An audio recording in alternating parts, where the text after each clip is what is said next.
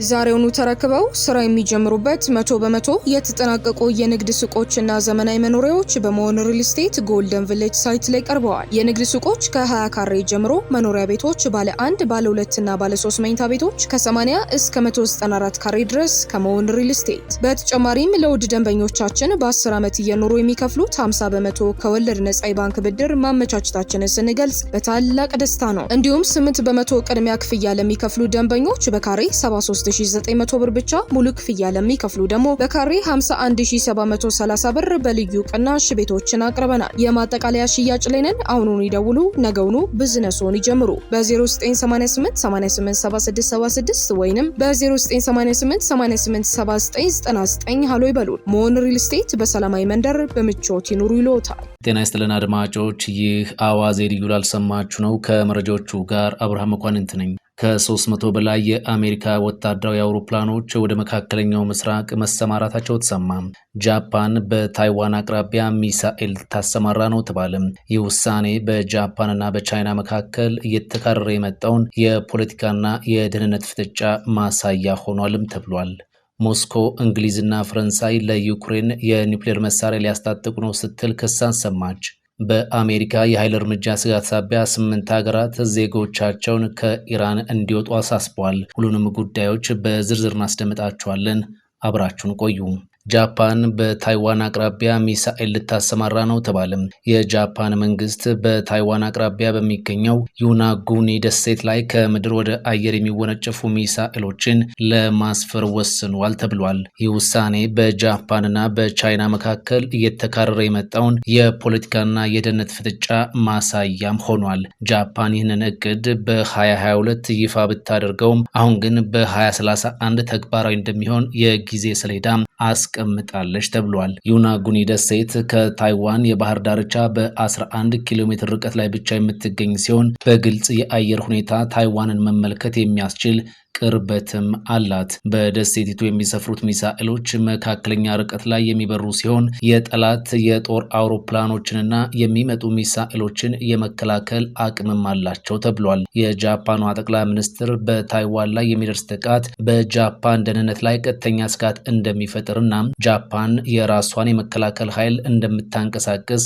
ማሳሰባቸው ውጥረቱን አባብሶታል። ቤጂንግ የኤክስፖርት ገደቦችን መጣልን ጨምሮ የጦር መርከቦች ና ድሮኖችን በመላክ በጃፓን ላይ የተለያዩ ጫናዎችን እያደረገች ነው። እስካሁን ድረስ ቻይና የጃፓንን ውሳኔ በተመለከተ ያለችው ነገር የለም። ባለፈው ህዳር ላይ ግን የመከላከያ ሚኒስትሯ ደሴቷን በጎበኙበት ወቅት ቻይና ቀጠናዊ ውጥረትን ለመፍጠርና ወታደራዊ ግጭትን ለመፍጠር እየተንቀሳቀሰች ነው ስትል ጃፓንን ከሳ ነበር። ከቀናት በኋላም ወደ ደሴቱ ድሮን በመላክ ብስጭቷን መግለጿም ይታወሳል። ጃፓን ደግሞ በምላሹ የጦር ጄቶችን አንቀሳቅሳ ነበር።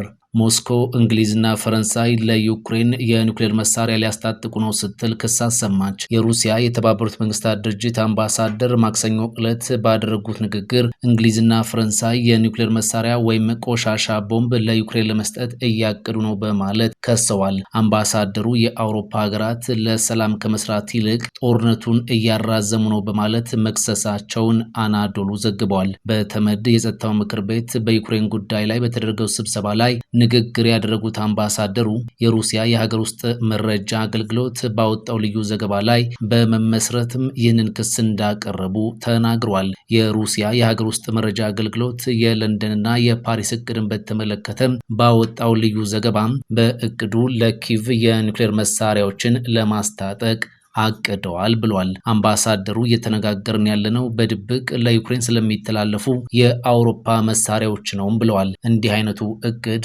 አደገኛ ከመሆኑን ባሻገር የኒውክሌር መሳሪያዎች መስፋፋትን የሚከለክለው ስምምነት አንቀጽን የሚጥስ ነው ብለዋል። ፕሬዝዳንት ዘለንስኪ ሰላም የሚፈልጉ መሪ እንዳልሆኑም ተናግሯል። ሞስኮ ግን ዲፕሎማሲ ምርጫ እንደሆነ በመናገር እንግሊዝና ፈረንሳይ በሩሲያ የቀረበውን ክስ ውድቅ አድርገውታል። የፈረንሳይ የተመድ አምባሳደር ፈረንሳይ የኒውክሌር መስፋፋትን የሚከለክለው ስምምነት ኃላፊነት ያለው አካል ናት፣ የገባነውንም ቃል በፍጹም አንጥስም ብለዋል። እንግሊዝም በተመሳሳይ አቋም ላይ መሆኗን በይፋ አስታውቃለች።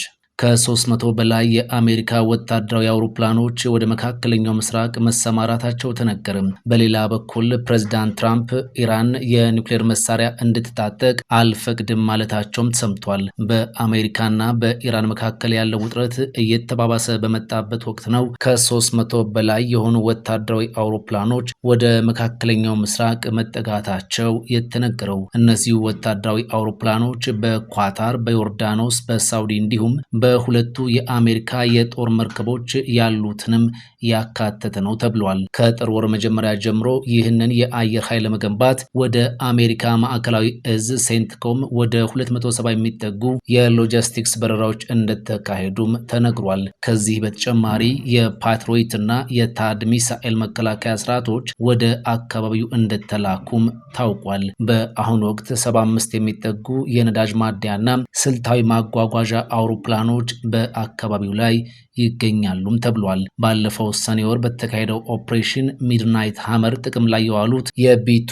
ቦምብ ጣይ አውሮፕላኖች እንቅስቃሴ እስካሁን ግን አለመታየቱም ተነግሯል። ዋሽንግተንና ቴህራን ወደ ወታደራዊ ግጭት በቀጥታ ካመሩ እስራኤል ተሳታፊ እንደምትሆን ይገመታል። ፕሬዝዳንት ትራምፕ ኢራን የኒውክሌር መሳሪያ እንዲኖራት እንደማይፈቅዱ በመግለጽ ከስምምነት ላይ መድረስ እንደሚገባት ደጋግመው አስጠንቅቀዋል። ትራምፕ ለኮንግረስ አባላት ባደረጉት ንግግር የኔ ምርጫ ችግሩን በዲፕሎማሲ መፍታት ነው፣ አንድ ጉዳይ ግን እርግጥ ነው፣ እሱም የዓለም ቁጥር 1 የሽብር ደጋፊ የሆነችው ኢራን የኒውክሌር ጦር እንዲኖራት አልፈቅድም ብለዋል። ይህ በእንዲህ እንዳለ የአሜሪካ የውጭ ጉዳይ ሚኒስትር ማርክ ሩቢዮ በኢራን ዙሪያ ለከፍተኛ የኮንግረስ አባላት ሚስጥራዊ ገለጻ ማድረጋቸው ታውቋል። ይህ ሚስጥራዊ ገለጻ በመካከለኛው ምስራቅ ያለው የጦርነት ስጋት ከፍተኛ ደረጃ ላይ መድረሱን አመላካሽ ነውም ተብሏል። ምንም እንኳ የገለጻው ዝርዝር በይፋ ባይታወቅም አሜሪካ ለወታደራዊ እርምጃ እጅግ እየተቃረበች መሆኗን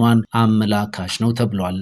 በአሜሪካ የኃይል እርምጃ ስጋት ሳቢያ የተለያዩ ሀገራት ዜጎቻቸውን ከኢራን እንዲወጡ እያሳሰቡ ነው። ጀርመን፣ ህንድ፣ አሜሪካ፣ ስዊድን እና ሌሎች በርካታ ሀገራት አሜሪካ በኢራን ላይ ወታደራዊ እርምጃ ልትወስድ ትችላለች በሚል ስጋት ዜጎቻቸው ወደ ኢራን እንዳይጓዙ የገቡትም ቢሆኑ በፍጥነት ኢራንን ለቀው እንዲወጡ ጥሪ እያሰሙ ነው። በዋሽንግተንና በቴህራን መካከል የኒውክሌር ፕሮግራም ምክንያት እየተባባሰ የመጣውን ውጥረት ለማብረድ ዲፕሎማሲያዊ ጥረቶች እየተደረጉ ቢሆንም አገራት ግን ለዜጎቻቸው ለቃችሁ ውጡ ጥሪ እያሰሙ ነው። በአሜሪካና በኢራን ተደራዳሪዎች መካከል በ4 ሳምንት ጊዜ ውስጥ ለሶስተኛ ጊዜ ነገ በጄኔቫ ድርድር ይደረጋል። አውስትራሊያ፣ ጀርመን፣ ህንድ፣ ፖላንድ፣ ሰርቢያ፣ ደቡብ ኮሪያ፣ ስዊድንና አሜሪካ እስካሁን ዜጎቻቸው ወደ ኢራን እንዳይጓዙ ያስጠነቀቁ አገራት ናቸው።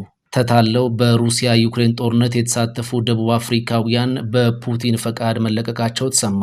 በሩሲያ ዩክሬን ጦርነት እንዲሳተፉ የተገደዱ 17 ደቡብ አፍሪካውያን ተለቀዋል ተብሏል። ተታለው በጦርነቱ ተሳትፏል የተባሉት ወጣቶች እንዲለቀቁ ያደረጉት ፕሬዝዳንት ፑቲን መሆናቸውን የደቡብ አፍሪካዎቻቸው ፕሬዝዳንት ሲሪል ራማፎሳ ገልጿል። ደቡብ አፍሪካውያኑ የጥበቃ ስራ ስልጠና እሰጣለሁ በሚል ተቋም ተታለው ሩሲያ ከሄዱ በኋላ በጦርነቱ እንዲሳተፉ እንደተገደዱ በመግለጽ የደቡብ አፍሪካ መንግስት እንዲታደጋቸው ተማጽነዋል። ፑቲን ወጣቶቹን በማስለቀቃቸውም ራማፎሳ አመስግኗቸዋል። ከደቡብ አፍሪካውያኑ መካከል 4ቱ ወደ አገር ቤት እንደተመለሱ የፕሬዝዳንት ራማፎሳ ጽህፈት ቤት አስታውቋል። የተቀሩት 11ዱም በቅርብ ወደ ሀገራቸው እንደሚገቡ ተገልጿል። የደቡብ አፍሪካ ህግ ያለ መንግስት ፈቃድ ለሌላ አገር ቅጥረኛ ተዋጊ መሆንን አይፈቅድም። ደቡብ አፍሪካውያኑ ሩሲያ ከደረሱ በኋላ የፈረሙት ኮንትራት በሩሲያኛ ቋንቋ የተጻፈ እንደነበር ቤተሰቦቻቸው ለቢቢሲ ገልጸዋል። ቋንቋውን ባለማወቃቸው ምክንያት ኮንትራቱ የቅጥረኛ ተዋጊ መሆኑን እንዳልተገነዘቡም ቤተሰቦቻቸው ተናግረዋል። የራማፎሳ ቃል አቀባይ ቬንሴት ማግዌኔ ሞስኮ 2 ሰዎች ቀርቷል፣ አንደኛው ሆስፒታል ሲሆን ሌላኛው የጉዞ ሰነዱን እያስጨረሰ ይገኛልም ብለዋል። ወጣቶችን ለሩሲያ ጦር መልምለዋል በሚል የተጠረጠሩ 5 ሰዎች ከወራት በፊት በቁጥጥር ስር መዋላቸው ይታወሳል። በፖሊስ ከተያዙት መካከልም ታዋቂ የራዲዮ ፕሮግራም አቅራቢ ትገኝበታለች። ተጠርጣሪዎቹ በዋስ የተለቀቁ ሲሆን ፍርድ ቤት ጉዳያቸውን ማየትም አልጀመረም። ዛሬውኑ ተረክበው ስራ የሚጀምሩበት 100% የተጠናቀቁ የንግድ ሱቆችና ዘመናዊ መኖሪያዎች በመሆን ሪል ስቴት ጎልደን ቪሌጅ ሳይት ላይ ቀርበዋል። የንግድ ሱቆች ከ20 ካሬ ጀምሮ፣ መኖሪያ ቤቶች ባለ 1፣ ባለ 2 እና ባለ 3 መኝታ ቤቶች ከ80 እስከ 194 ካሬ ድረስ ከመሆን ሪል ስቴት። በተጨማሪም ለውድ ደንበኞቻችን በ10 ዓመት እየኖሩ የሚከፍሉት 50 በመቶ ከወለድ ነጻ የባንክ ብድር ማመቻቸታችንን ስንገልጽ በታላቅ ደስታ ነው። እንዲሁም 8 በመቶ ቅድሚያ ክፍያ ለሚከፍሉ ደንበኞች በካሬ 73900 ብር ብቻ፣ ሙሉ ክፍያ ለሚከፍሉ ደግሞ በካሬ 51730 ብር በልዩ ቅናሽ ቤቶችን አቅርበናል። የማጠቃለያ ሽያጭ ላይ ነን። አሁኑን ይደውሉ፣ ነገውኑ ቢዝነስዎን ይጀምሩ። በ0988 887676 ወይንም በ0988 887999 ሃሎ ይበሉን። መሆን ሪል ስቴት በሰላማዊ መንደር በምቾት ይኑሩ ይሎታል። ፈጣን ያልተሰሙ መረጃዎችንና ትኩስ የኪነ ጥበብ ዜናዎችን ለማግኘት የቁም ነገር ሚዲያ የዩቲዩብ ቻናልን በመቀላቀል ቤተሰብ የሆኑ ቻናላችንን ሰብስክራይብ ያድርጉ። በቲክቶክም አለን። ቁም ነገር ሚዲያ ኦፊሻል ብለው ይከተሉን። እናመሰግናለን። ቁም ነገር ሚዲያ፣ ለቁም ነገር እንሰራለን።